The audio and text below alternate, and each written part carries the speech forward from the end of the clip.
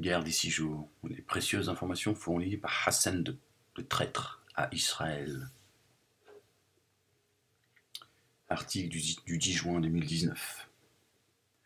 Nous sommes le mardi 11 juin 2019.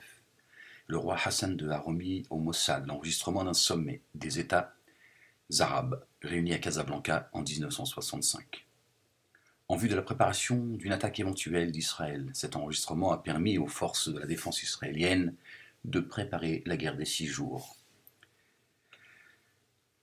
En septembre 1965, les leaders du monde arabe s'étaient réunis dans un grand hôtel à Casablanca en vue d'étudier leur éventuelle prédisposition à affronter militairement Israël.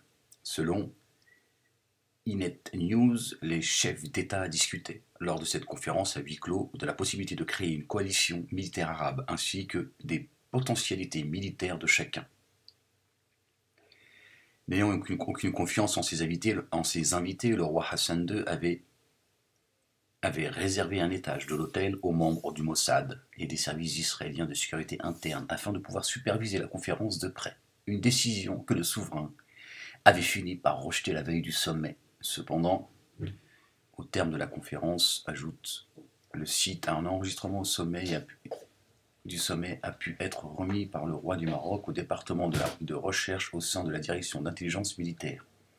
Immédiatement après la fin de la conférence, les Marocains nous ont remis toutes les informations nécessaires et ne nous ont rien refusé, a déclaré Rafi Eitan du service de sécurité interne israélien. Grâce à ces enregistrements, qui a été décrypté, transcrit et traduit en hébreu, la direction israélienne d'intelligence militaire a pu avoir une vision précise sur les coulisses des préparatifs ainsi que l'état d'esprit de l'état-major de l'ennemi. L'opération a été qualifiée de couronnement de l'intelligence israélienne. La guerre des 6 jours a été déclenchée le 5 juin 1967 et a éliminé, grâce aux informations de ce traître de Hassan II, récoltées par le Mossad, toutes les forces aériennes de l'Égypte, la Syrie et la Jordanie.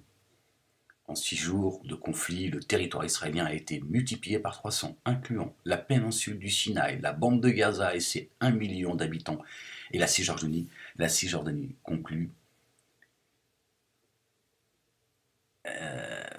YNet News. Voilà tous ces pays, la Jordanie, la Syrie, l'Égypte, etc.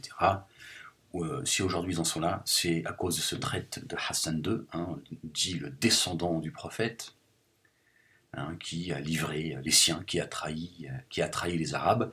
Hassan II qui était déjà celui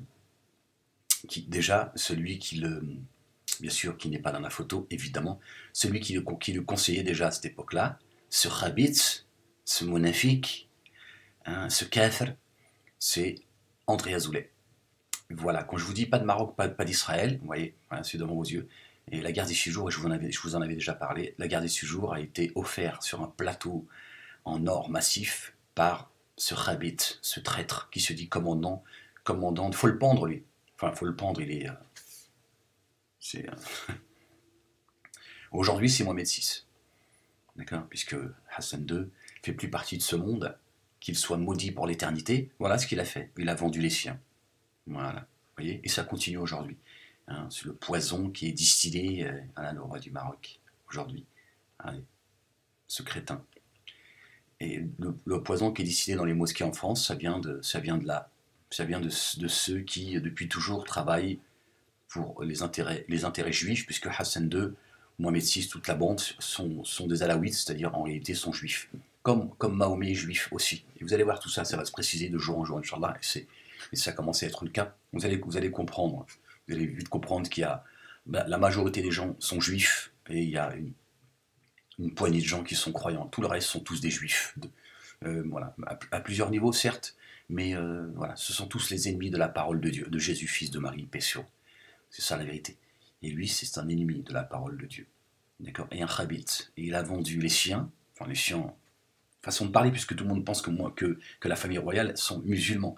Tu vois. Mais en fait, non, ils sont placés, ils sont là. Et le Maroc appartient aux Juifs, il a toujours appartenu aux Juifs, il appartient encore aujourd'hui aux Juifs. Et d'ailleurs, petite information, il y a de plus en plus de Marocains qui quittent le Maroc, d'accord ?